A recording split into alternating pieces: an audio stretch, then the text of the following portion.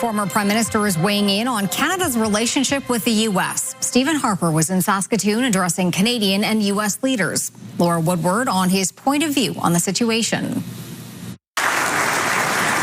Taking center stage at the Midwestern Legislative Conference in Saskatoon, former Prime Minister Stephen Harper addressed a room full of policymakers from 11 American states and 4 Canadian provinces, sharing personal stories about his time in politics, not mincing words about Russian President Vladimir Putin.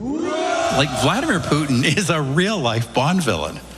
Like, he really is. He was very good at sizing up people's weaknesses and exploiting them and getting them to think he was on their side when he wasn't. I watched this over and over again with this guy. But the main focus of his speech, Canada's tense relationship with the United States. This government did actually ask me a few weeks ago my advice. Harper revealing that Ottawa recently turned to him for guidance on how to handle escalating tensions with the United States. My advice was, yes, on the economy, we've got to kind of get something short-term worked out with the Trump administration, but this really is a wake-up call for this country to truly diversify its trade export markets. CTV News reached out to the federal government for comment about contacting Harper, but did not hear back by the time of broadcast. Saskatchewan Premier Scott Moe supports Harper's call for trade diversification, backing the idea of more international customers. In addition to accessing the rest of the world, access Canadian markets as well.